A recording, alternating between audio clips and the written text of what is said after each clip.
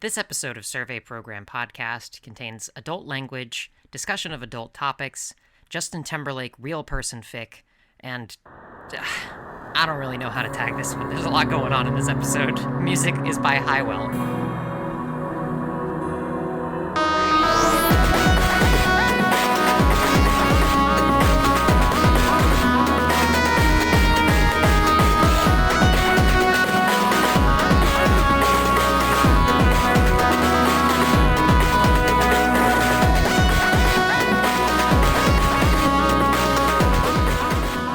My first episode I'm doing without one of my own outlines, so I'm like a guest on my own show.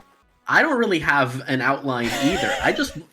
Honestly, I'm going to use why you like Sans, because I don't really know. Everyone has their own reasons for enjoying Sans Undertale, and we're going to go from there. I just kind of want to have a conversation about it. All right. I just think he's neat. I think he's neat too. At this point, I am recording, so I'm probably just going to start on this conversation. All right. Welcome to Survey Program Podcast. On this episode, we're joined by Ruby. Ruby, how you doing? I'm doing great. How are you doing, Kate? I'm doing good. I just got back from Millenial Valhalla, which is to say the farmer's market in my walkable 15-minute city. Don't go to the farmer's market in my walkable 15-minute city as much as I should be going to the farmer's market in my walkable 15-minute city.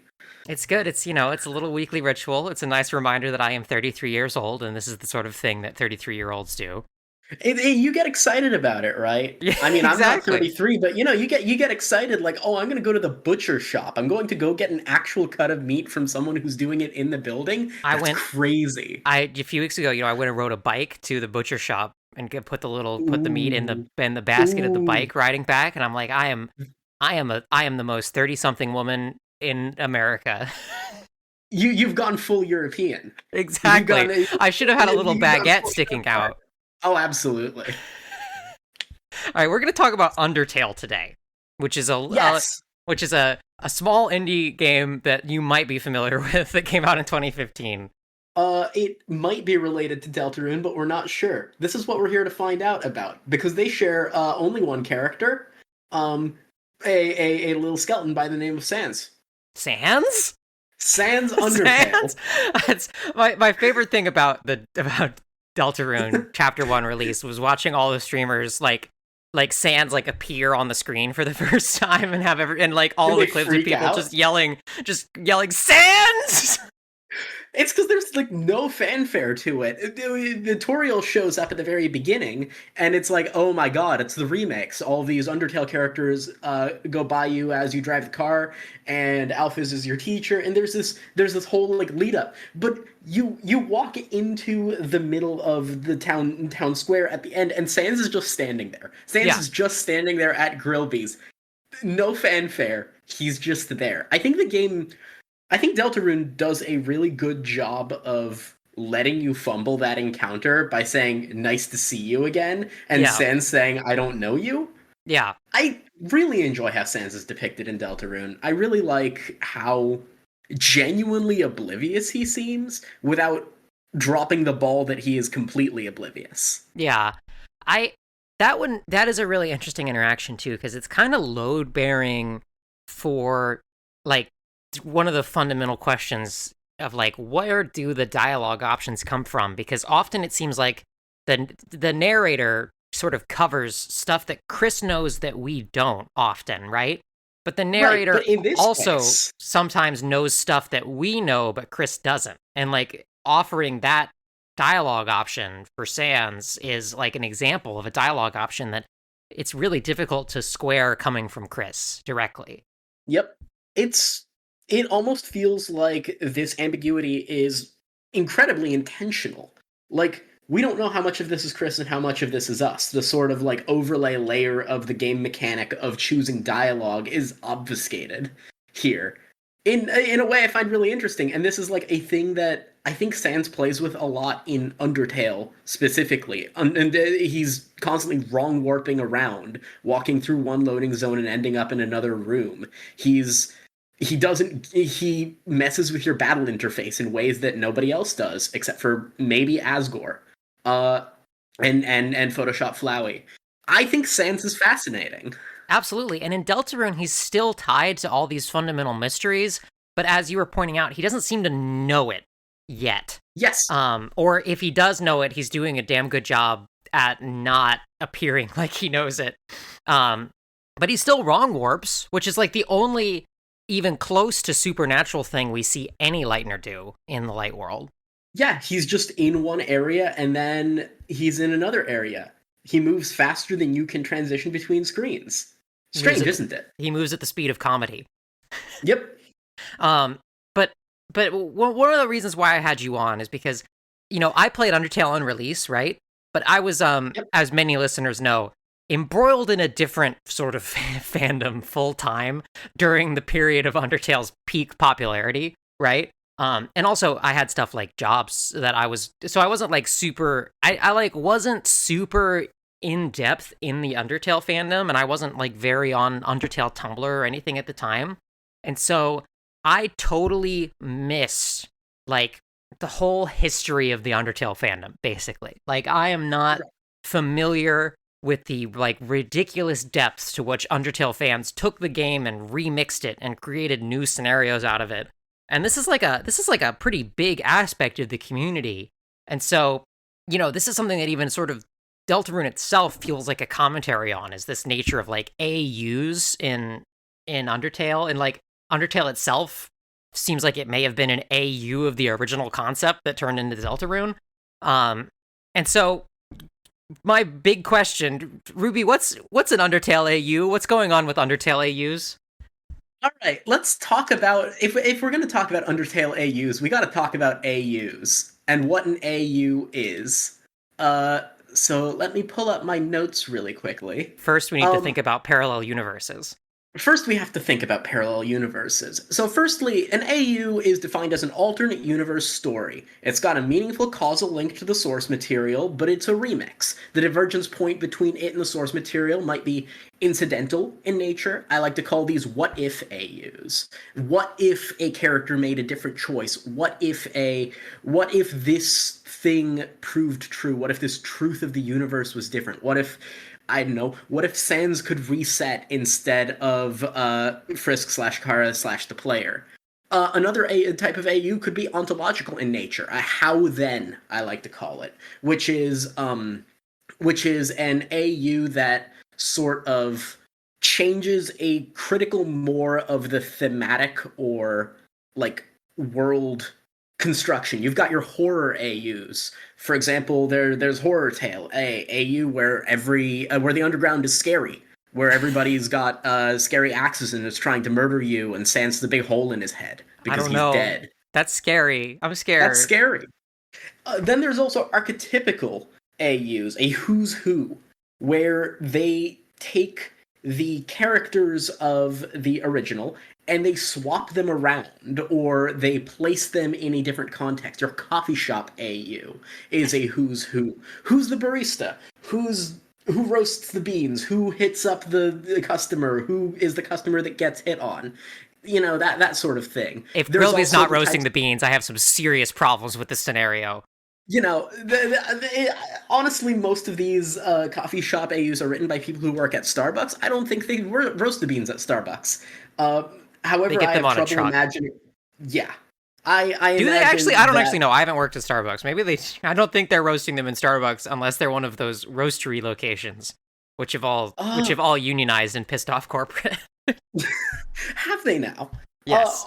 I don't really drink Starbucks No, because me I neither. don't like it because they burn their beans. I assume they burn their beans because they keep better burnt. So they Probably probably wouldn't true. roast them I feel there. like that's also like that's the Starbucks. We're going completely off the rails here, folks. I feel like that's the Starbucks signature taste is like burnt, and like that's what people who drink Starbucks expect. Like that's the quote unquote Pike Place roast. It's just really a really burnt taste. Um, I mean, it's because Starbucks does exclusively milk drinks. That's what you go there for. You go there for a latte. You go there for a macchiato full of flavor syrups. The burnt part of the coffee contrasts the sweet of the milk. that's It doesn't true. have to taste like coffee. It just has to taste bitter as hell. Anyway, I have trouble believing that the Undertale characters wouldn't be in one of those $12 latte custom single source roast locations because I think that they all have a deep connection to their environment and their world. But that's not important. What's important is let's talk about what like sort of AU history is. So AU started about as early as oral history. So you know the Iliad, right? Famous oral story about Troy and the Aegeans going to war over Helen. Yep. So Euripides had an Iliad AU, which posited that the gods weren't complete idiots, and instead of putting Helen in Troy, they took a ghost of Helen and put it in Troy, an eidolon, if you will, and just put her in Egypt instead. And so this AU analyzed what if this were the case? What would happen if the siege on Troy was successful? If the Trojan horse was deployed and they got there and Helen wasn't there, and everyone had to sail down to Egypt. Your princess is in another castle. Yeah, exactly. A princess in another castle situation, sail down to Egypt, find Helen there. So Hesiod's account of this, because Euripides and Hesiod worked sort of in this cultural space on this sort of AU project in antiquity, it was so widespread that the idea of having an eidolon replace a character in a in like an oral mythological work was incredibly like it was incredibly common. That You was had their these a coffee lot. shop AU. That was their coffee shop AU. They were a ghost the whole time was the coffee shop AU. In fact, Herodotus wrote a justifying attestation of the Iliad, one of those like journalistic works, quote unquote, where you get on a ship and you go around and you ask everybody who was at those locations. Sails down to Memphis, goes down there, asks some people at the Temple of Memphis, hey, was Helen here? And they were like, yeah, because, you know, hometown pride. And he writes a attestation of the Iliad, a sort of, I guess, historiographical work as far as that goes back in the time, that says, yeah, Helen was totally a ghost. And the Trojan and Paris knew, and the Aegeans didn't believe that Paris was telling the truth that Helen was in Egypt, and so the entire Iliad was based on a lie. It was based on pride. You know, It's the sort of fanon that gets spread around so much that it just becomes broadly accepted by everybody. Yep. So we jump a few centuries ahead to the Bible. We've got another classic AU, the Book of Enoch, a bit of biblical apocrypha, and likely one of the first AUs to feature a Gary Stew.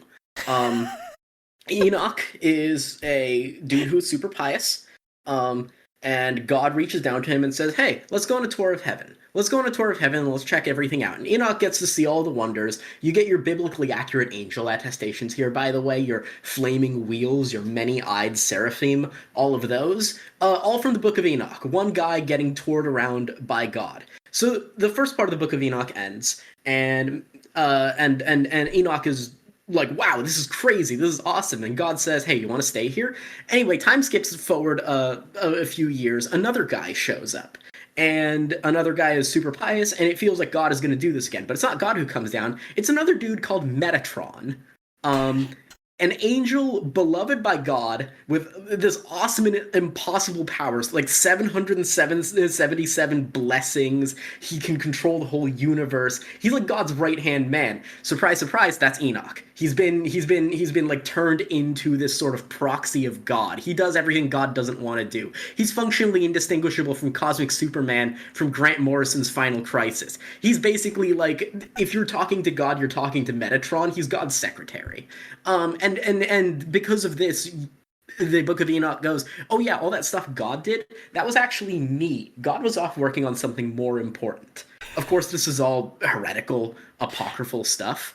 It's non-canon. I can say it because it is theology. I don't really believe in canon, and I will not believe in canon, specifically because we're talking about stuff that doesn't exist, quote-unquote, in canon. And I think a lot of this discussion is going to be about, I guess, canonicity, but I want to be precise with what canon is. I'm going to say this is non-canon because this is Christianity. Christianity has a canon. And they have a lot of debates about what that canon is, and they've fought wars over it and such, which is very similar to the Undertale fandom in a way. So let's move forward about 1.9 millennia All right. to Jane Austen. Okay. Jane Austen was um, one of the first Western novelists to accumulate this enormous fandom in the way that we see a fandom nowadays. These people who make fan works and talk about these pieces of these like assemblages of media, the collected works of Jane Austen. You have these people known as the Janeites, this proto fandom. And in the proto fandom, you have an author named Sybil Brinton, who created, I guess, an AU which asserts that all of Jane Austen's 6 major novels, that includes Northanger Abbey. Who has read Northanger Abbey? Well, Sybil, All of those, obviously. Sybil Brinton, which yes, is which absolutely baller name. yes. So she writes this work called Old Friends and New Fancies, a piece of fan fiction that sort of bridges the gaps between all of Jane Austen's novels to assert that everybody actually knew each other the whole time. Hell And yeah. it is so convoluted that at the back of it there is a glossary that details every character from all of Jane Austen's books and how they know each other. They've got relationships, they've got social relations, they visit each other's country manors, they visit each other's city apartments. It's this big bridging meta AU. The idea that all of these alternate universes where all of these characters exist in a greater whole, a kind of greater Jane Austen cinematic universe. And that secretly all of these characters knew each other and have had greater agendas and orchestrated events in each other's lives, went to each other's weddings and such. Skipping forward a little further, The Wizard of Oz. You hear about this thing? You hear about this Yeah, Wizard of Oz thing? you want to know something crazy? Which is Yeah. I'd like read The Wizard of Oz in high school, um, primarily because of my interest in Williams Jennings Bryan. Um, but I'd never watched the movie until last year. I'm gonna be honest with you. I have never watched The Wizard of Oz. Here's the thing, crazy good actually. Like, I mean, I bet. I mean, I went and watched it in a theater, which was awesome. But it's like, I mean, it's very much like, it's like a mega blockbuster. Like all the money's on the screen. Like it looks so lush and great. And here's the thing that I really love about The Wizard of Oz is it's like I love a movie that's just like an assemblage of character actors like getting to play main roles. And it's like basically all of Dorothy's fun gang are just like, like lifelong jobber character actors, like getting to play like fun roles in the spotlight. And I really, really dig it. Anyway, sorry, I didn't mean to derail you about Wizard of Oz. We're talking about how the Wizard of Oz relates to these sort of iterations of universes. Do you know the deal with The Wizard of Oz? I mean, obviously, I know the main obvious thing, which is it's like level of political allegory, towards the Gilded Age issues in the environment that it was written in.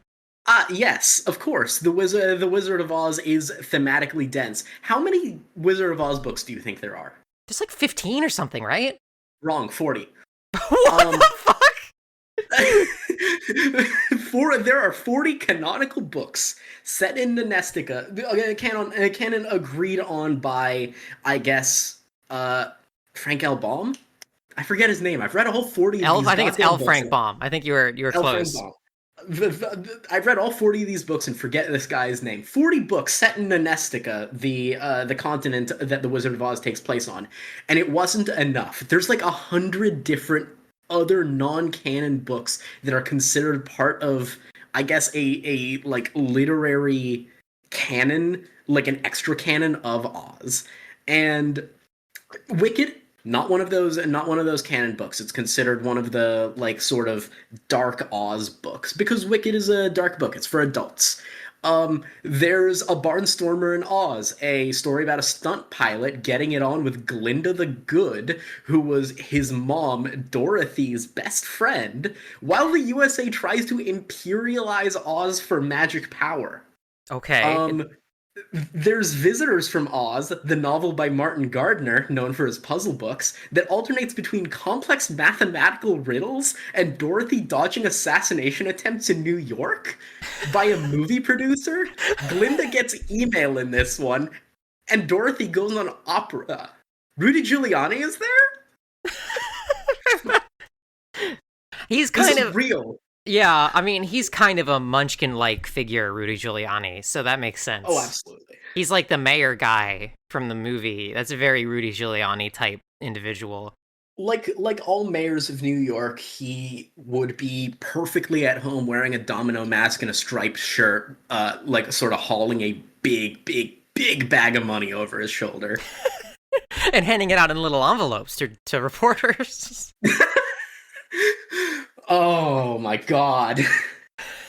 The like attempt at plausible deniability by putting the money into a little red envelope to try and be like, oh, it's a cultural thing. Oh my god. Well, Oh but my then god. in this most recent case, it wasn't even in a red envelope. It was in a bag of sour cream and onion chips, which, to be fair, Oh, that's very important to my culture. critically, bag of sour cream and onion chips, red envelope inside the bag of sour cream and onion chips, money inside the red envelope. That's how it ended up. It was like sort of turducken of cultural mores. Yeah. Ugh, I know. I know. So now we get on to more of the modern day with Star Trek fan fiction. A lot of people will attest that Star Trek was maybe one of the biggest modern fandoms because it was one of the first fandoms that existed in this like modern milieu. You've got like first paper mailing lists and like printout zines, and then you've got like the early IRC boards and all these Star Trek conventions. You have your fan fiction. I went through an old Star Trek zine in order to prepare for this podcast. A lot more of that is treatises on Vulcan physiology than it is what if scenarios or fan scripts. There's a lot of literary analysis of Star Trek's world building more than narrative fanfic. I think that's Well, pretty cool. and you have those competing strains even today. And I mean, I think that's one of the most interesting things about something like Deltarune, which is ongoing, which is that there's these two almost entirely disparate groups of people with limited overlap. Like, one of whom are like, I'm gonna sort of conspiracy board out, like, I wanna understand this as a puzzle box, like Lost, right? Like, I wanna understand all the mechanics of it. I'm deeply invested in the mysteries and like the unexplained secrets. I want to understand the text at a deeper level than anybody else. And then there's people who also want to understand the text at a deeper level than anybody else, but they see it as a primarily like a character piece, right? Like and they're interested in analyzing characters. They're often interested in shipping, right? And I think it's interesting that sometimes these groups like sort of are dismissive of the other as not having the full understanding, but these two strains have like always existed among people who are fans of things of every work, like for as long as it goes back, basically.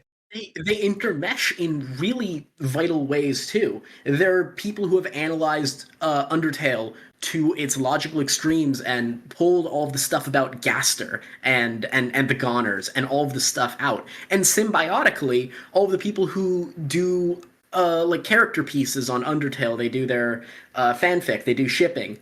As the analytical side of Undertale fandom has grown, they've taken Gaster. They've made Gaster into a Blorbo. They've like taken the Goners and figured out what to do with them, where they fit into the character pieces. Oh, Gaster might have worked with Sans. Well, Gaster and Sans have got a relationship. I'll get to that soon. We'll talk about Handplates. But I do really like that analysis, especially on it being very character piece focused. Because I want to talk about RPF for a second. Okay. Coffee shop AUs. Coffee shop AUs were invented in the NSYNC RPF fandom. Can you imagine?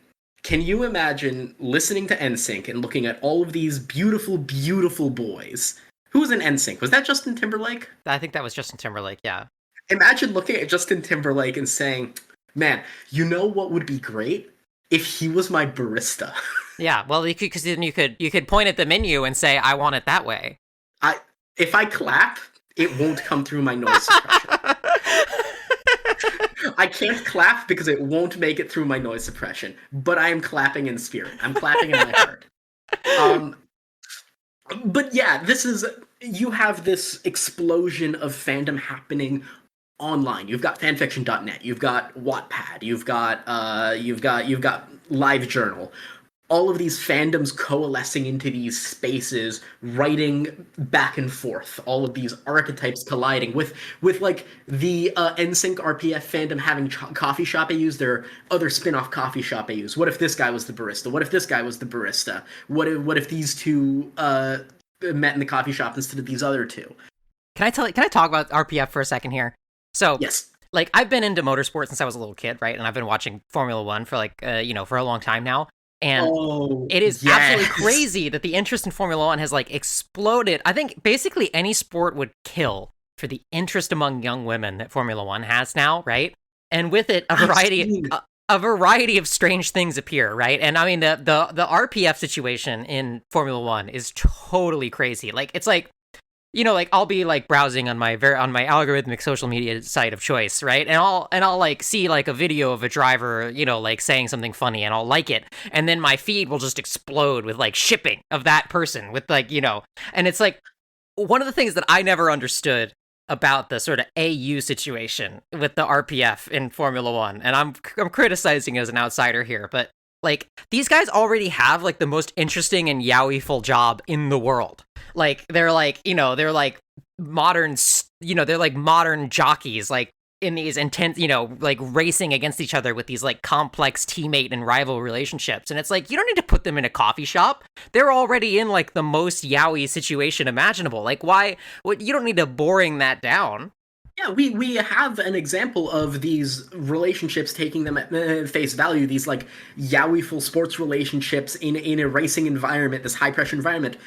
Uma Musume Pretty Derby is out. It exists. It is out there, and people are writing lots and lots of Yuri about the horse girls, like getting neck and neck, breathing hot and heavy while racing. There's that new movie where they're having psychedelic Yuri hallucinations about each other. It's the fertile ground is right there, but I guess it's not really relatable to, I guess, a lot of younger people who haven't been into sports. How, I guess, fundamentally erotic like head-to-head competitive sports are. And so the idea is let's chill out. Let's have this soft coffee shop we won't like springboard off of the competitive drive, the like eros of competition. We'll springboard off of like the meet cute Korean drama archetypes. Yeah. Which, more power to you if you like that. It's just this whole world of like beautiful rivalry exists. Either way, the these spaces of people writing AUs, coffee shop AUs, like sports AUs, even where like characters who aren't in a sports thing become in sports things, they get interpolated. Like one person writes these, and then somebody else decides, what if I did this? And somebody else decides, what if I did this a different way? And then somebody else comes in with their own original idea, and somebody else decides, what if I did your original idea this other way? What if we blended them together? What if we got weird with it? And as all of these ideas are replicated, built upon, they're kind of reified into this almost monocultural idea of a corpus of AU stock options. Your coffee shop AUs, your enemies to friends to lovers, your Omegaverse, your everybody's evil in this one situation, the villains are the good guys and the good guys are the bad guys situations. Fanfic gets adapted into books, and those structures reify themselves through quote-unquote respectable publication. And the books uptake these fanfic archetypes and reify them further, and fanfiction was written about those books. Twilight exists. Twilight has these fanfiction archetypes. Twilight fanfiction exists. 50 Shades of Grey is thinly masked ABO of Twilight. And it has all of that baggage with it. Even if the serial numbers are filed off, it brings all of that AU baggage with it, and it gets reified, and people are influenced by 50 Shades of Grey. And they continue. The archetypes solidify into these solid assemblies. And in the fanfiction space, as this reification happens, you have it happening on, say, Tumblr in 2010, 2011. You have the Hetalia fandom. Oh, The God. Hetalia fandom, at this point, kind of has uptaken all of these archetypes. And Hetalia is effectively a character piece on a bunch of silly little Nazi country guys having nothing but character pieces. I've watched enough Hetalia to understand that it doesn't have a plot. It fundamentally is Poland Ball for Fujoshis. And so because there's all these character pieces, the character piece side of the fandom imagines, what if Rome and the UK had a Yowie-full coffee shop AU? There's no connective tissue there. What if these characters with their speech quirks and their and their traits, what if they existed in this strong archetype? And so the archetype overtakes the original work. The characters sort of enter this reverse commedia dell'arte, where they are character archetypes being placed into a solid structure. And so the Hetalia fandom leads into eventually the Homestuck fandom, which ends up doing much the same thing. Critical to note, the Homestuck fandom creates a lot of fan ventures, and so you get this increase from fan fiction that is written to fan fiction that is drawn. And at the same time, from the Homestuck fandom springs the Danganronpa fandom, first starting in Something Awful in a fan translation thread, and then sort of becoming its own thing once Spike Chunsoft releases an official translation. I was there during the Something Awful days. I was lurking on Something Awful at the time. I paid $8. It was kind of crazy how quickly Tumblr uptook a Something Awful translation thread and turned it into sort of its own thing, with AUs of all of the Danganronpa guys, all of the, like, Naegi. What if Naegi was evil? What if Naegi was the final killer? What if Junko? What if Junko died at the very beginning? And this sort of Hetalia Homestuck Danganronpa thread continues straight into Undertale. Along the way, though, lest I forget to mention, the Lorax happens, and we get. I think here's where we get to the heart of it. The Lorax contains a Tumblr sexyman. We got to talk about Tumblr sexymen. Tumblr sexymen are guys who, due to a strange quirk of their relevance in a story and their knowledge of the story and their wisdom at some point in the story and their broad fanbase appeal, enter the culture as this kind of like viral load of importance. Mm-hmm. The lasting cultural impact of the Lorax movie was that the Onceler existed, and that the Onceler had that guitar, and that the Onceler was in a relationship with an AU version of himself known as the Greedler, which is the Onceler, but he's evil. Okay. No other character in the Lorax matters at all, except for the Onceler. The Lorax himself is right out. It's just the Onceler. Nobody's doing like crazy AUs about the Danny DeVito Lorax. Nobody's doing crazy AUs about the Danny DeVito Lorax. If he shows up in a Onceler AU, it's to stand on the side and say, no! And sure as hell, nobody's doing anything about the framing narrative of the Onceler movie, which is that kid who escapes his heir for sale city to go talk to the Onceler up in his princess tower. Nor are they talking about, oh god, Alyosius something? The main antagonist, the short guy who dances around and says, let it die? Nobody gives a shit about him. It's just the Onceler.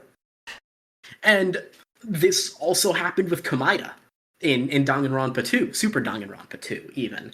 You've got these guys who practically consume the fandom in their relevance, and they're not even the main characters. They're important characters, sure, but they're not the main characters.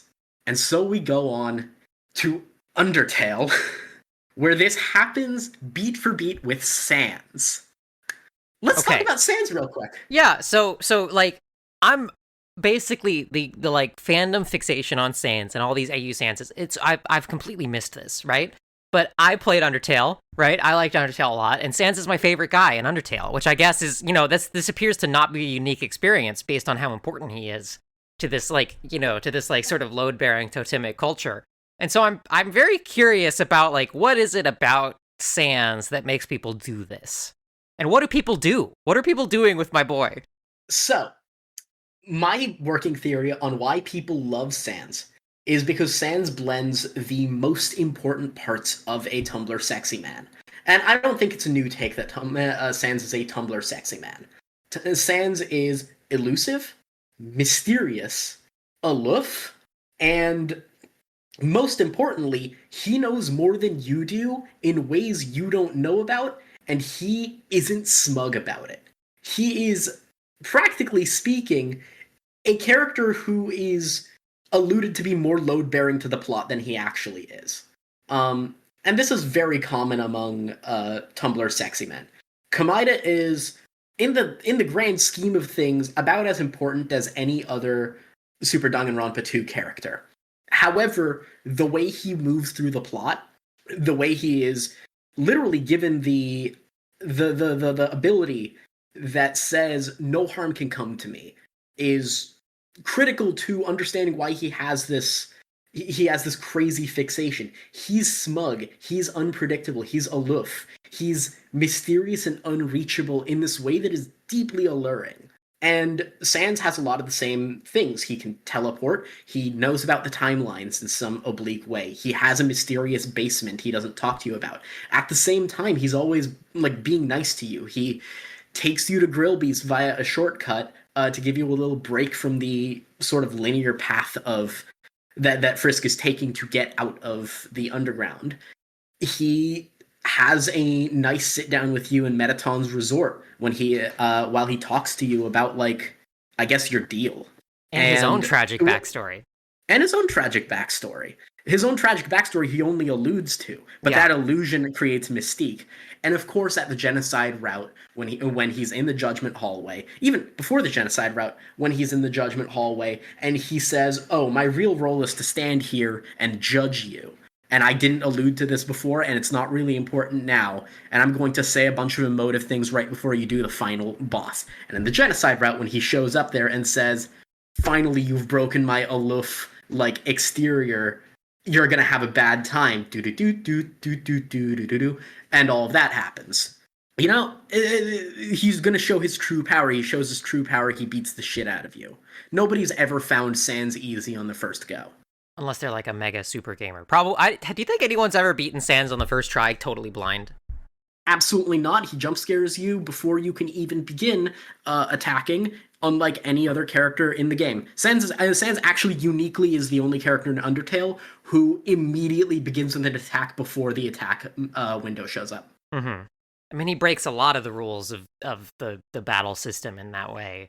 Yeah, and I think that reifies the fandom's understanding of Sans as having these strange special powers that nobody else has. It substantiates his aloof nature as this almost guide NPC who knows more than you do and will never let anything on, because the moment you make him break, he goes nuts on you. Yeah. What's interesting is that in Deltarune, he doesn't even seem interested in being a guide NPC. He's just a random dude. Yeah. But we're not talking about Deltarune yet. We're talking about Undertale. Because Sans is Undertale's sexy man in this way, it's almost natural that the fandom would end up gravitating around Sans. Undertale fully released on September 15th, 2015. The very first Undertale AU attested to on this list, the Undertale AU ludography, created by FMS Draws with special thanks to Chaos Fantasy with a Z and Beethovenus? Beethovenus? Epic. That's a great username. An incomplete ludography of the Undertale fandom. The very first AU was released on September 22nd, known as Kindred Spirits, a sort of what if scenario of what if Chris managed to get, or not Chris, what if Frisk managed to get Asriel out of the underground alive by sharing their soul. And these sort of early AUs are all drawn. They all take place on Tumblr. They are drawn comics. They aren't written, they're drawn. Mm-hmm. People are making fan comics immediately. Like a week after it releases, people have already finished the first chapter of their fan comic. On October 4th, 2015, the first Sans adjacent AU comes out. It's called Disbelief Papyrus. Disbelief Papyrus is the what if AU that asserts, what if you killed Sans first and Papyrus had to fight you? And he's got an orange eye, and he has a big spear made out of bone, and he fights you in that corridor, and he's crying the whole time because he's Papyrus, and he's not aloof. He cares. He wants to see good in everyone, but you killed his brother, and so now he has to beat the shit out of you. On October 17th, 2015, an AU called Underfell comes out. Underfell is initially a AU about what if everybody in the underground was morally evil? What if Undertale wasn't about friendship and kindness? What if it wasn't about, like, the fact that you can spare all of these people? But it was about everybody hates you, and everybody hates everything, and everything is awful. Asgore is straight up evil. Toriel is like a toxic mother. Sans has a gold tooth. Let's face it, everybody's got problems in this AU. Most importantly, Underfell was, and this is an attestation, a lot of these AUs no longer exist in their original state because Tumblr is a bad place to archive your stuff. Yeah.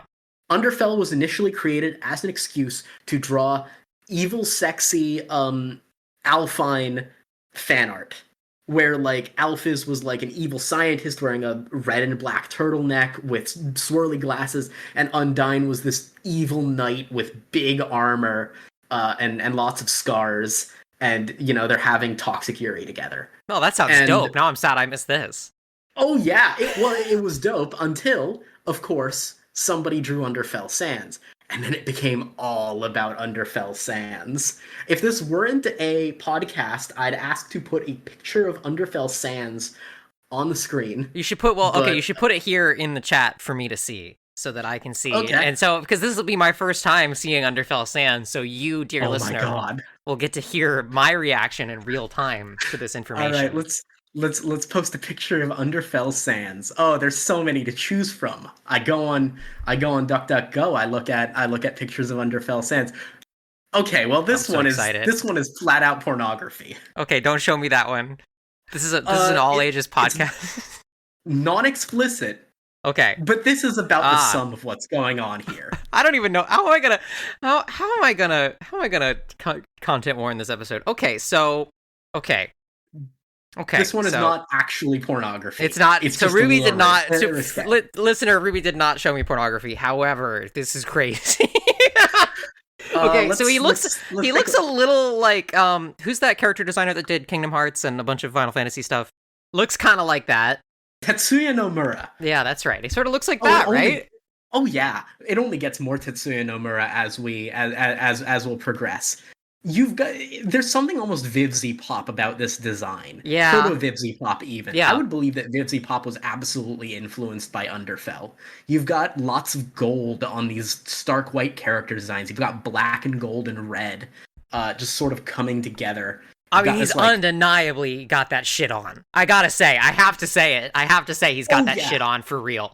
And I've posted a reference image of Underfell Papyrus next to him. Man! If one could assert that Papyrus was in some way based off of Didan from Off, Underfell Papyrus is just Didan again. Yeah. Like we just brought him back. we went full circle. Straight-faced. Yeah. Yes. Under the premise of Underfell is that, I mean, everyone is edgy, everyone is evil, everyone wants to hurt you. That sort of thing. At the same time, 4 days later, we've got Underswap. The idea that all of the characters in Undertale have sort of swapped roles and positions. And I'm going to send you a picture of Underswap Sans. Okay. And we're going to talk about this. We're going to talk about the sort of spectrum that's going on here. because is Sans fulfilling Papyrus's He looks narrative like role. Steven's universe. He looks exactly like Steven's universe. He looks like Because so there's very much a spectrum here of like edgy, like hot topic, like I watched Nightmare Before Christmas a million times, um, like that side, and then there's like ultra blorbo side that I'm looking at right yes, now. we'll get into this in a bit, but a lot of the greater Undertale, uh, I guess AU space focuses on these three characters. You've got Underfell Sans, Underswap Sans, and Sans. These three are sort of the well understood trio of Sanses in the greater Sansiverse. And believe me, there is a greater Sansiverse. Quick diversion, let's talk about Handplates. About a day before, or 2 days before Underswap comes out, Handplates comes out. Handplates asserts that it is one of those sort of hurt, comfort, dead dove, do not eat type AUs that asserts that Sans and Papyrus have their powers because they were basically monster experiments by W.D. Gaster. They were being kept in a basement in the True Lab, and they had experiments written on them. And the entire thing has this cadence of they get tortured, they hug it out, they get their traumies, they get tortured, they hug it out, they get their traumies. Eventually, they escape. And they set up in Snowdin, and Grilby takes them in and adopts them, and they have their traumies out together, and then they grow up into the Sans and Papyrus we all know and love, with the only difference being that they both wear gloves, because on their hands they have a big experiment plate stapled into it. Scary. I'm scared. I should note, these are not artifacts of the past. One of the reasons these attestations are so difficult to pin down is because many of these projects are ongoing. It's 2025, and they're still making another X-Tail animation. It's 2025, and I swear to God, I've gone to half of these blogs, and they're still answering Ask Blog style. It's hard to go back into the archives. It's hard work, but somebody's got to keep doing it. Somebody's got to keep doing it, indeed. And here, about 2 months after Undertale releases, the Undertale fandom gets a little bored. They're making a couple of these nice AUs, but they want to string them together. They want to figure out like how to glue them together in a way that creates a greater universe. So we get Swapfell. Not a shred of the Undertale remains in it. Let me find a picture of Swapfell. We've Ship of Sans. Theseus to the original work out completely at this point. Yes. They're just mashing up two AUs. They're just mashing up two AUs to create. Here's a picture of Swaptail Sans. Okay. You'll notice he's purple in Triforce. Yeah, he's got the Yeah, it's you mean he's got some kind of upside down Delta rune. He's got some kind of upside down Delta rune. There have been a couple of takes on Swapfell because it's not really owned by anyone. It's just the idea of taking these two and mashing them together. A lot of the oncoming Undertale AUs are based on the ability to swap and mash two of these together. You'll often have one type of AU, like a Everyone's in Space AU, Outertale. And then you'll go Outerswap, and it'll be Outertale, but the roles are swapped. You can do this modularly with as many Undertale AUs as you want, and you'll probably find something on Google Images. This phenomenon exploded. It caught fire. It sold like gangbusters. It was gang cake hotbusters out there. People were making remixes and reshuffles of all of these AUs, and in the center of it was Sans Undertale, just with his differently glowing eyes and his different outfit and his different expression, existing in the only way Sans Undertale can, which is by breaking the narrative he's in. Yeah. Let's talk about Ink Sans. At the apex of this, 2 months after, everyone's getting antsy. Someone decides, what if we have a Sans who is capable of jumping between AUs? A sort of guardian of the AUs in the same way that Sans is the guardian of the underground at the very end of it. Somebody who's invested in everything, but kind of detached from it. And so, out of absolutely nothing, no like predicate, no like actual Undertale to like guide it, the character of Ink Sans was born. practically dropped out of nothing into a white void to, I guess, analyze and care for all of these universes, make sure all of the anomalies in it are prevented, and creatively help everybody express their Undertale AU ideas. Kind of a divine avatar of creativity. I'll send you a picture of Ink Sans. At this point, we're losing the plot on what Sans is. I hope you understand. Can we describe what Ink Sans? Okay, so I'm looking at Ink Sans for the first time. He's got a big old paintbrush, which having a giant weapon on his back, that's not any sort of affiliation with original Sans at all. He's got friend eyes. He's got friend-colored eyes. Hold on. Wait a second. Really, Deltarune fans? He's got any colored eyes. For the record, he drinks paint to turn his eyes different colors. Okay, that is on theme. That's fine. They nailed that one. He also drinks paint to have different emotions. Okay. He doesn't have any emotions, so he has to drink paint to have them. Don't know where that comes from, but that's okay. Don't know where that comes from either. But at this point, this is an idea that has completely disappeared up its own ass, and I don't mean that negatively, right? Like, I'm not being a hater about that. I'm just like, at this point, this is an entirely like meta-textual concept. Like, actually, I actually kind of mean it complimentarily, because it's like you're not playing with someone else's dolls at this point. Like, you've come up with basically like an all new. That art is actually kind of sick. They've come up with an all new like theology, and like you're basically creating original characters with sort of loose theming at this point. Yeah, and we'll get into that in a second when we talk about Dreamtale, which is where's Dreamtale? Oh, Dreamtale is early 2016. Ink Sans and Core Frisk. Core Frisk is the idea that Frisk gets pushed into the core and then becomes a metatextual entity who haunts every Undertale AU. Kind of begins to permeate this AU space. The idea that like all of these AUs exist in the same multiverse, the same Undertale AU cinematic universe that all of these characters can access. And because they can access them, because they're Sans and they can access anything, they can access it. We start to get into, at this point, like the analytical side of Undertale's also getting bored, and we start to get into the idea of what if other characters could save? What if other characters could access the systems of Undertale? What if Sans could access the other systems of Undertale? You get Aftertale. Sans injects himself with a bunch of determination and survives past death to guide the Sanses of future resets on.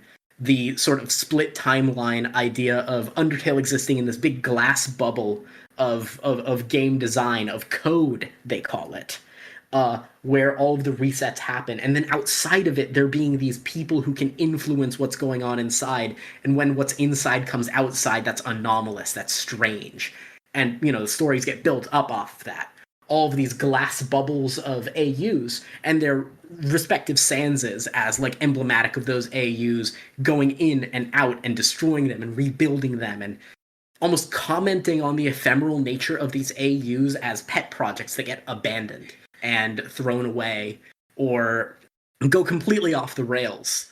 And I guess I should say it's not completely baseless to portray Sans as this kind of dimension-hopping figure. I mean, that is the popular interpretation of the relationship between Deltarune and Undertale, is that Sans did exactly that between two different AUs, right? Like, this is not...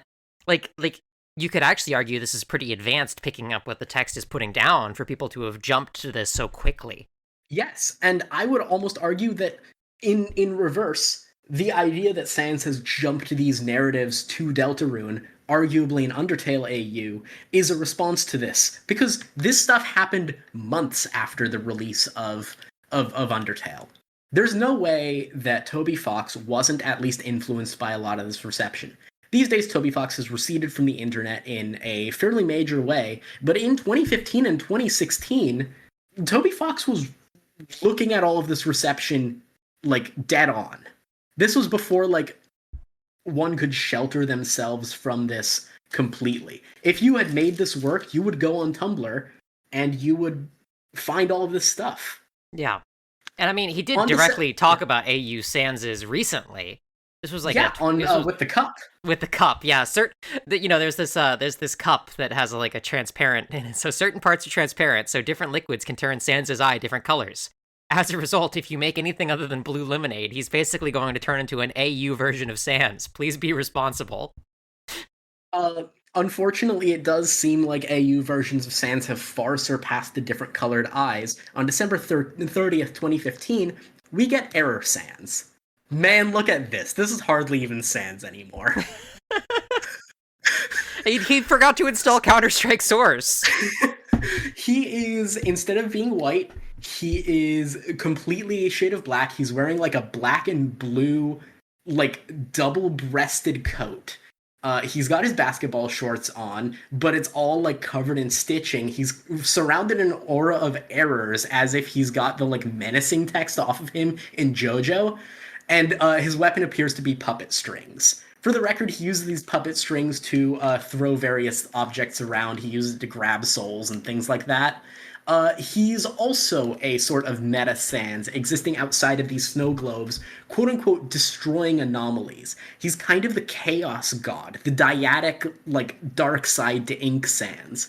Whereas Ink Sans has this unrestrained creation energy, Error Sans has this chaotic destruction, this, like, orderly pruning, your sort of gardener and winnower idea.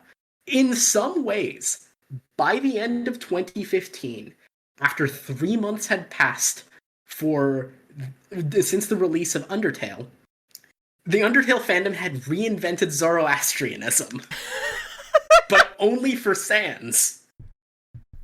That's very powerful. This isn't a bad thing. It's bewildering, though. So after this, we get plenty of different ideas. Let's call out a few of them that are great. Dancetale, the idea that West Side Story style, instead of doing their fights, everybody is dance battling each other. And everything is a dance number. They've got a very impressive multi-animator project where everybody's dancing. I think Sans break dances in that one. Very cool. Frisk, of course, has a tutu, so it's all ballet there. Yeah. They're like doing all of their twirls and stuff while everyone break dances and gets down. Horrortale, which Undertale character would dance like Raygun? Oh God, the little dinosaur. Hit him with the dinosaur Raygun. Toriel. There we go. Toriel. There's Horrortale. If Underfell wasn't edgy and evil enough, what if everybody had like a sort of amalgamate scary to them? Mm-hmm. And at this point, like Undertale Red, the fan game with that really cool boss fight, had been established. Undertale Yellow, which released relatively recently in the grand scheme of things, began to be serialized as a comic here. I am going to play. I have not played Undertale Yellow as part of my broader. Like I haven't encountered. I'm going to play Undertale Yellow and do an episode on it at some point. That's for sure. I haven't finished Undertale Yellow. It seems cool. I feel like I've got sour grapes now that I've played Deltarune. Going back and playing an Undertale fan game does kind of make me feel like Undertale was really good, but I've got Deltarune now. Mm-hmm. I'm playing Undertale Yellow and I'm just constantly looking over my shoulder at the significantly sexier Deltarune and going like, why am I wasting my time? It is pretty cool though. I like some of the mechanics. We're going to skip about 3 days ahead of my chronology to February 9th, just because I want to call this one out. Undertoad, the Mario-based Undertale AU. Let's go. Do you want to guess who's Sans in this one? Give me 3 guesses. Okay, all right. Sans guess number 1. I gotta say Bowser first, just to... Wrong. He's probably Asgore. Probably, yeah. Yeah, probably. Okay, Sans guess number 2 for Mario. Let's think here. Kamek? Nope. That was a pretty good guess, though. You got to give that one to me. I think Kamek might be Alphys. All right, that makes sense. Yeah, okay. Makes total sense. Here we go. I'm on my last guess. Well, who's the Sans of Mario? This is a really tough question. I'm like a big Mario head, and so I'm going to be mad at myself if I don't get it. Who's the Sans? You can't be mad at yourself if you don't get it. It's the craziest pull ever. It's the craziest pull ever? Okay, now... It's not a deep pull. It's just a crazy pull. Okay, all right. Now I'm psyched out. So it's like one of the main, like, you know, if you're like playing Mario Tennis, this is one of the playable characters. Oh yeah, 100%. Okay, all right. Is it Luigi? No. All right. It's Mario. It's Mario! Oh, man. It's Mario. It's Mario. Mario is Sans, of course. Look at the sprite.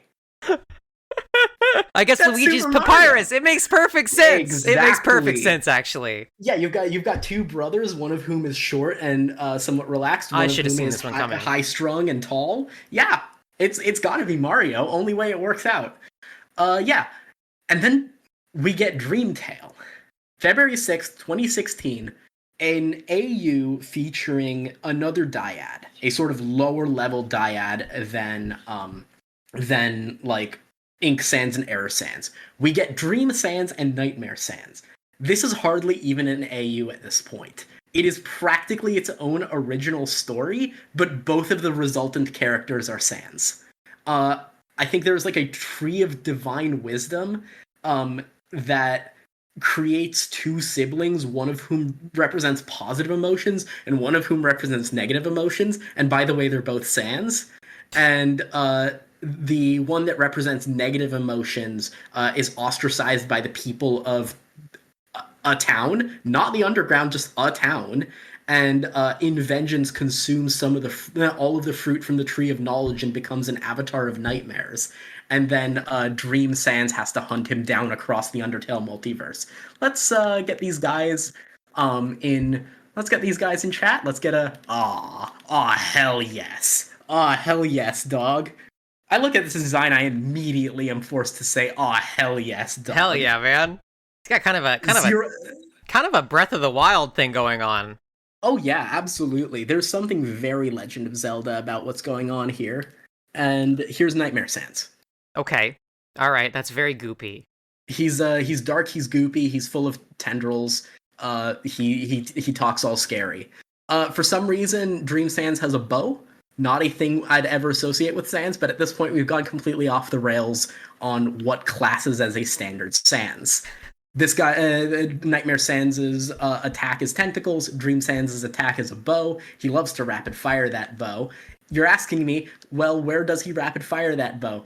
We're getting there. We're getting there real quick. We got Helptale, which is like a full body horror. Like the systems are broken, everything's getting corrupted type thing. We've got Glitchtail. We don't have time to get into Glitchtail, man. Glitchtail is still going on, and I don't want to talk about it. A bunch of other stuff. Outertale, Story Spin, Epic Tale. At this point, we've got all sorts of strange takes on Undertale. We've got like the idea that it takes place in a big city. We've got like different swaps that make less sense, where Papyrus and Sans are the rulers of the underground, and or Papyrus is Toriel and Sans is Asgore. And then further on, we got to talk about Xtale. It's July 13th, 2016, and somebody decides That's formerly Twittertale. The website formerly known as Twittertale. And somebody decides, okay, we have all of these AU Sanses. We have this rich mythology, these two dyads, these kind of axes of Sans power being formed here. We've got our three Sans. We've got Underswap, we've got Underfell, we've got Classic Sans, all in their sort of glass dome bubbles. We've got Core Frisk running around. We've got Ink and Error in their eternal battle over what classes is a good AU. We've got Dream and Nightmare running amok, causing chaos wherever they go. We should probably unify this into one greater idea, one massive incredibly ambitious animated series that contains all of these Undertale Sanses and Karas duking it all out, Sakuga style. And all focused around this one AU Sans. I've shown you some great designs thus far. Let's real quick talk about this guy. All right. Is this guy recognizable as a Sans anymore? You're not.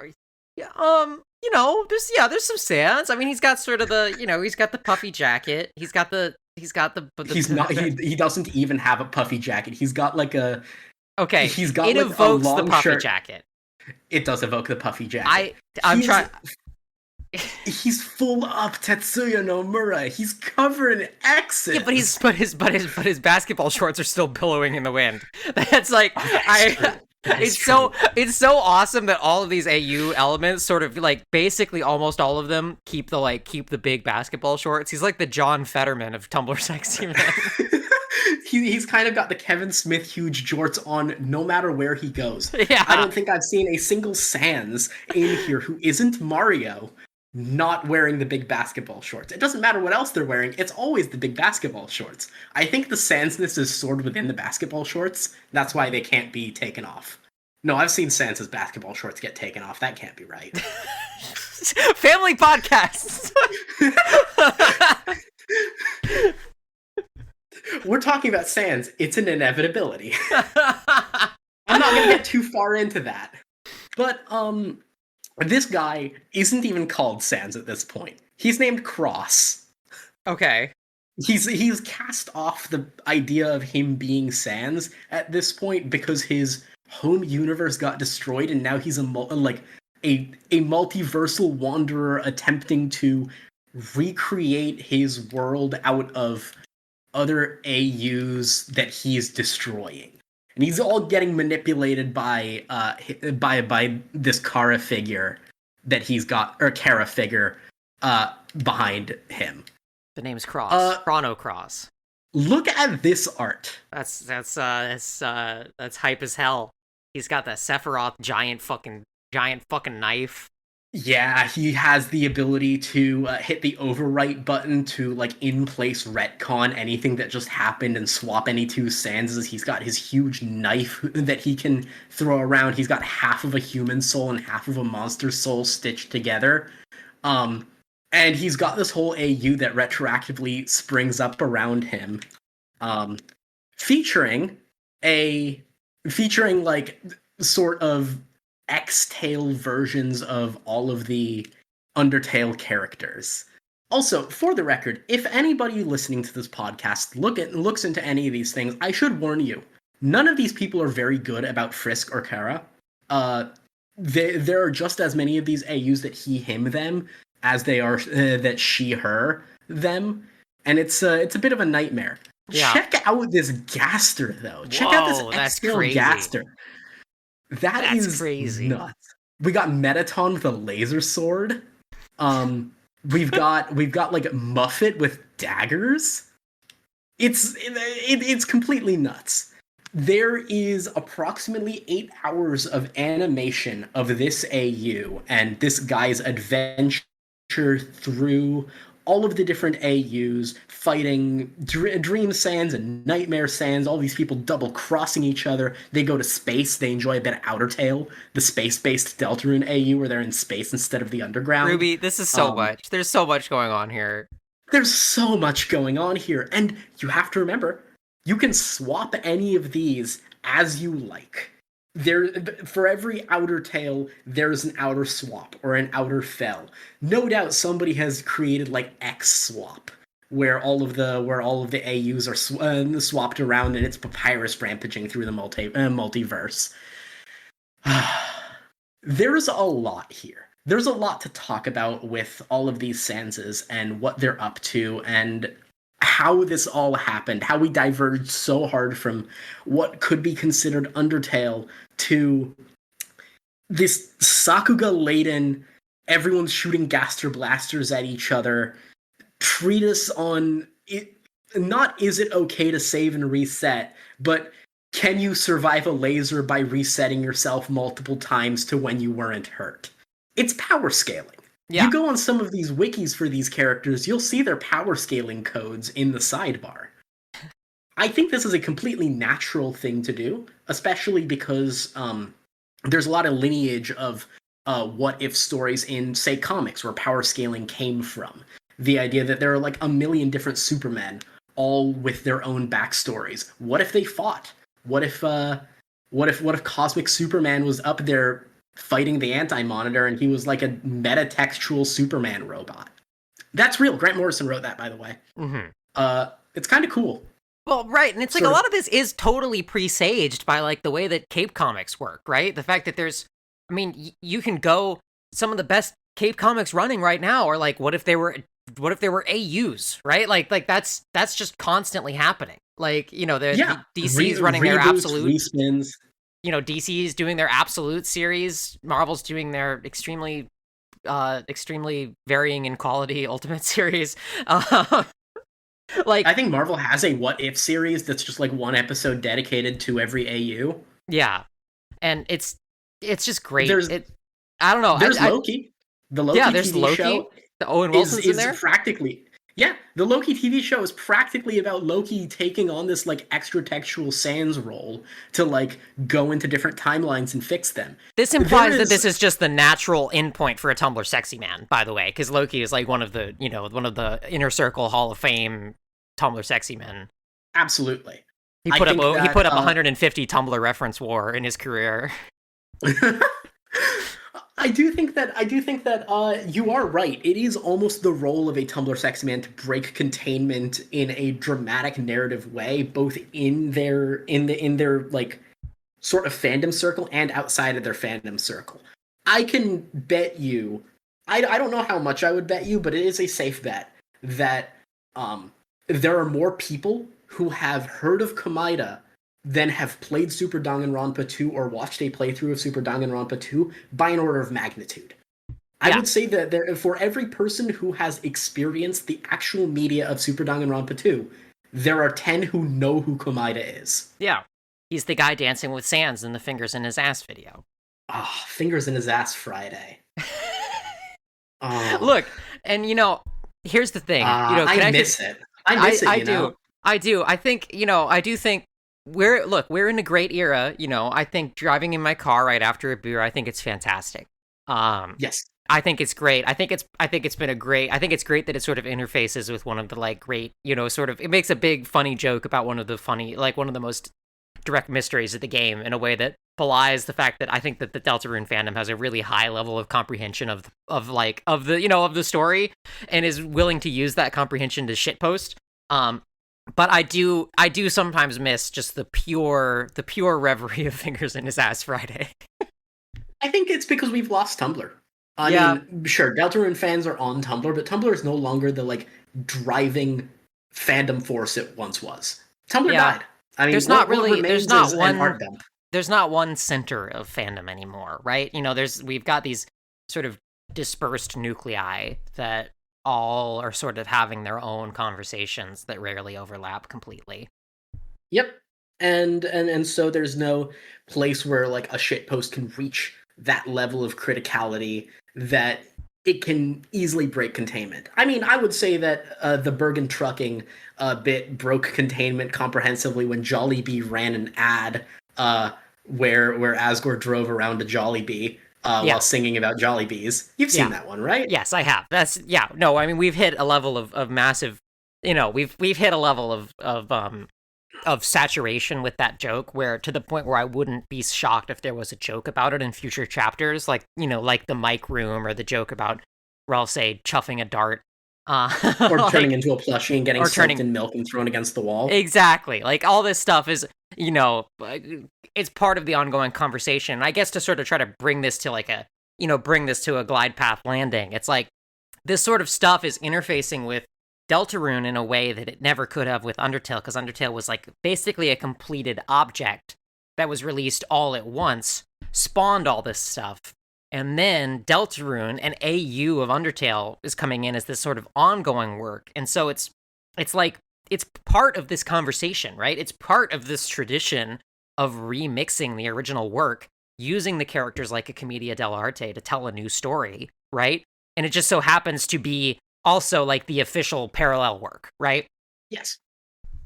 And it raises a lot of questions about, is this official parallel work really an AU? Does the fact that it is canon make it, I guess, more real than, say, Xtale? Maybe. I feel like that's a your mileage may vary idea, right? Yeah. It's all Is about it? how much you care about it. Yeah. As I said, there are people to this day working on all of these Undertale AUs. They're working on there's still a new Xtale or Underverse or whatever they've renamed it to episode coming out. Like they put out one a year. they're animating half of it on ones at this point. There's a full animation team working on it. It's got a Patreon and everything. Um, I watched a bit of it to prepare for this podcast episode. Oh my god. Oh, it has Toei animation pacing. It's very Dragon Ball, in that oftentimes it's about 10 seconds of truly impressive fight scene animation, and then 5 minutes of talking. And then 10 seconds of impressive fight animation, and then 10 seconds of 10 minutes of talking. Yeah. And yet, they keep making that. Even though Deltarune is out, not a lot of people have like dropped these massive labors of love, these comics, these settings, all of these Sanses. They're still fighting it out somewhere in the multiverse. They're still struggling through X-Tail Toriel's Toxic Mother Beam. That they've one's gone real. they've gone to their own thing. And I think that's good and interesting. And I think part of it is like we don't know the full implication of where we're going yet with this story, right? But even then you still see people recontextualizing the Deltarune characters, especially taking them and putting them in the context of Undertale, and making commentary with how those stories overlap. And obviously you see stuff like Spamtenna, but I don't think we have time to even fully get into that, because I think we have to wrap up. We have to wrap it? Yeah. Okay. I was going to talk very briefly about like the one Deltarune AU I had seen catch on, which was a Spamtenna one. Yeah, all right, let's hit me with that, and then we'll head to the outro. One of the strange things about Deltarune is, I guess it makes sense because it's not done. It doesn't really have a character who has taken on this incredible sexy man role, even though it does have a sexy man in Spamton and Tenna. Because of that, they are part of the one AU I've actually seen catch like this, the one where they are in Undertale as like a mailbox and a TV in the garbage dump area in Waterfall. Yeah. That is the one AU I have seen catch. It's interesting that nothing has caught like Undertale did. Maybe it's the landscape of the modern Deltarune fandom. Yeah. Or maybe it's just the fact that Deltarune isn't done. Or maybe it's the fact that a true sexy man has yet to be revealed. But it's kind of cool that there is that seed of potential, that like these characters are still being recontextualized and placed in the context of Undertale. Perhaps one day we'll see a Spamton swap or a Spamfell, and Spamton will be the one to break containment, reach up above the clouds and see heaven. I would be so mad as well, but it could happen, couldn't it? He's got the eyes for it. It's true. You can make those eyes so many different colors to indicate what story you're telling. I think we should wrap then. Yeah, all right. Well, thanks so much for recording, Ruby. Thank you for showing me so many Sanses. My mind has been expanded so much today by all of the Sans. What's your take on Sans now that you've seen all of these Sanses? I mean, I always liked him, I'm always, Sans was my guy. I was very happy to see him come back in Deltarune, and I still am, I think, how is Sans going to get involved is one of those things that I really like to speculate about. Just to briefly touch on Deltarune, it's like him showing up at the end of chapter 4 is a really interesting, it's sort of this funny, like, dramatic irony, like sudden tone shift moment, but it also, if you were to speculate that was like an intentional thing and he knows more about what's going on than he's letting on, you could totally go that way as well. And I'm very curious as to what's going on here. And I share that fascination. I understand where the appeal of all these various different Sans theories and versions comes from. And while I might not have the 2015 fandom impulses around it, I really admire the fact that people have done so much with this game and its characters, and how it falls into this long tradition that you laid out of people expressing their love for a work of fiction by remixing it. Yes, I couldn't agree more. I think that like I do think that Sans arriving at the end of Deltarune, chapter 4 is it just keeps me on the edge of my seat. All of this gravity surrounding Sans, all of this Undertale fandom stuff has sort of cemented Sans as this big focal point. What's he doing here? I don't know. I'm really excited to find out. All right. Well, thanks for listening, everybody. We'll throw it to the outro, and thanks for coming on, Ruby. Do you have anything you want to plug? Anything I want to plug? Nope, I've basically vanished from the greater internet as a whole as of a few years back. I don't know, donate to a tapir conservation fund? All right, do that. I'll put a link in the description. All right, signing off. Bye.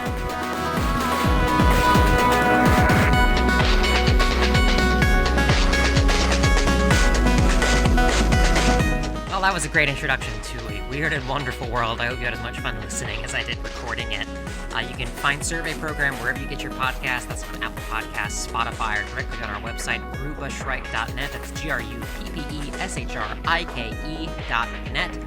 You can join the Discord in the description. You can find a link to a Tapir Conservancy in this description. Please join the Discord. Love talking with folks on there, seeing people's theories, seeing people's discussions, giving them teases of upcoming episodes.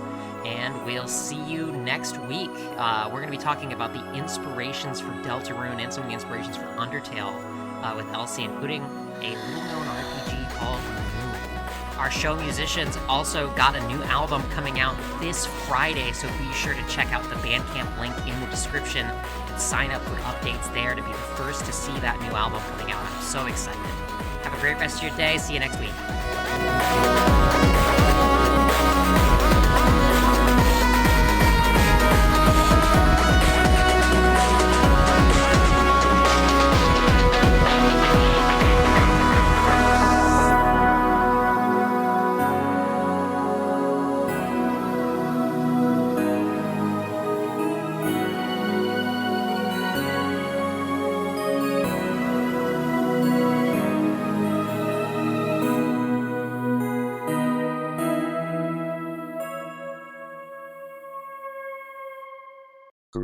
Shrike Amalgamated General Productions GmbH